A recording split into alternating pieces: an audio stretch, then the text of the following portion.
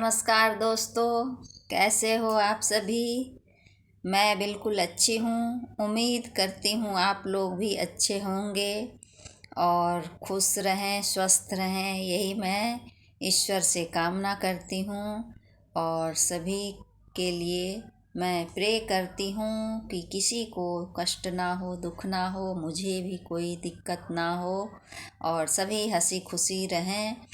और महाकुंभ में जो दुखद घटना हुई है, इससे तो बहुत ही मन क्षुब्ध है, लेकिन पब्लिक को भी सोचना चाहिए कि हमारा जान सबसे पहले है, उसके बाद कुछ है।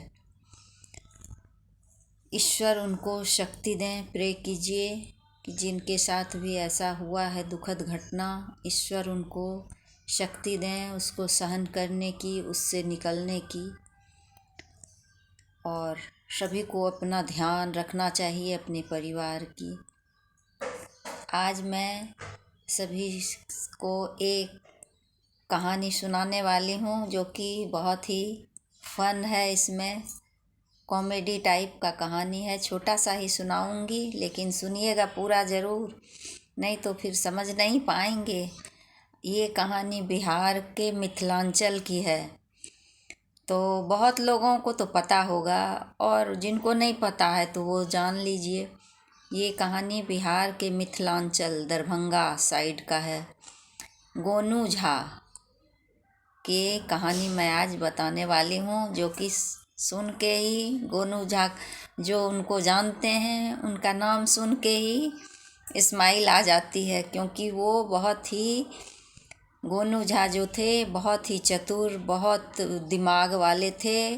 उनसे कोई पार नहीं पा सकता था। वो बहुत ज्ञान था उनको, बहुत ब्रिलियंट दिमाग जिसको आज के समय में बोलते हैं वो थे। कोई भी समस्या का हल हो वो उसका हल निकाल लेते थे। गोनू झा वैसे तो वो मिथिलांचल के ही ब्राह्मण थे और जिस समय की मिथिला नरेश थे उसी समय की ये कहानी है।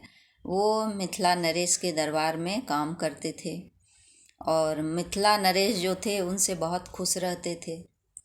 तो गोनू झा जो थे गरीब परिवार से ही थे। उनकी शादी जो हुई थी तो वो भी उनके आसपास के ही गांव में शादी हुई। तो जब उनके ससुराल वाले थे वो गोनू झा से बहुत चिढ़ते थे, क्योंकि गोनू झा जो थे वो बहुत हाजिर जवाब थे, बहुत चिढ़ते थे। हमेशा उनके साले लोग जो थे इतना ज़्यादा चिढ़ते थे कि इनका कुछ भी अच्छा देखकर उन लोग सहन नहीं कर पाते थे।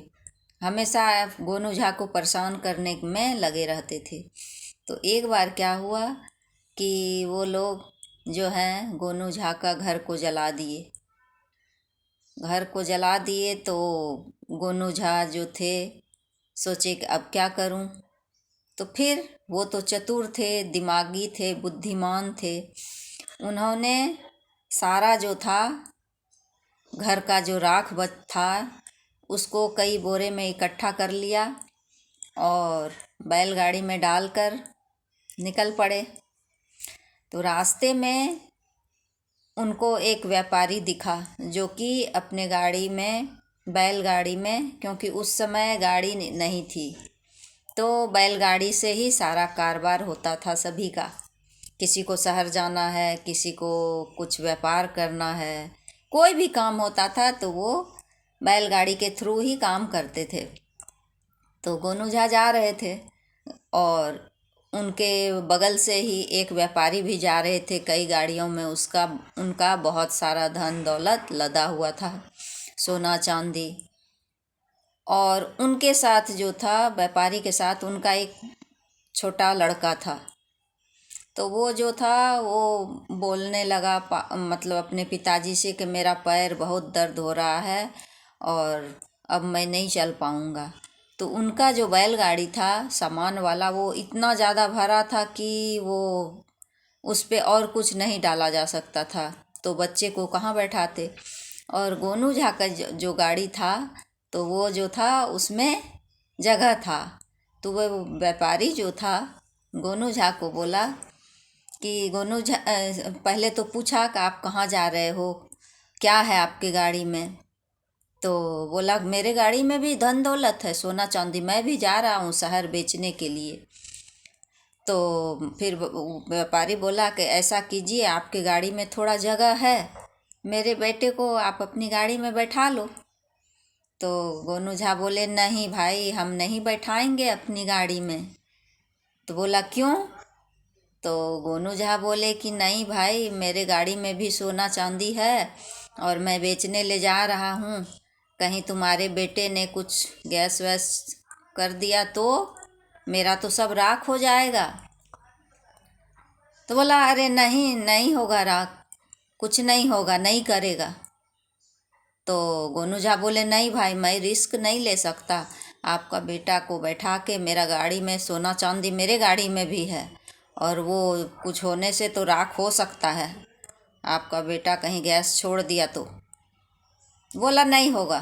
तो बोला कि हम एक शर्त पे आपके बेटे को अपने गाड़ी में बैठा सकते हैं। तो वो व्यापारी बोला बताओ क्या शर्त है। बोला कि अगर आपका बेटा मेरे गाड़ी में गैस छोड़ा तो फिर मैं आपका गाड़ी ले लूँगा। तो बोला चलो ठीक है।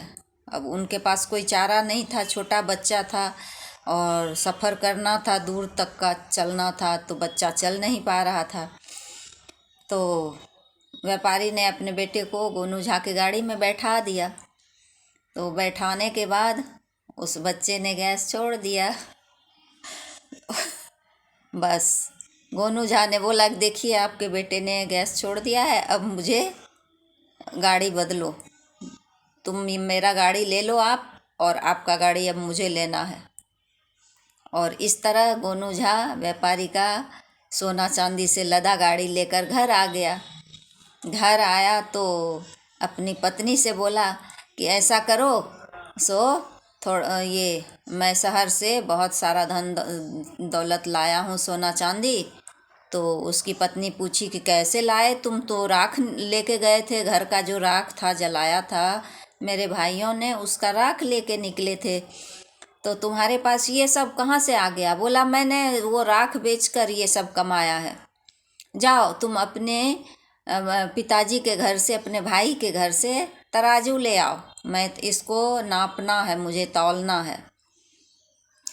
उनकी पत्नी अपने भाई के घर गई, बोली भैया भैया तराजू दो।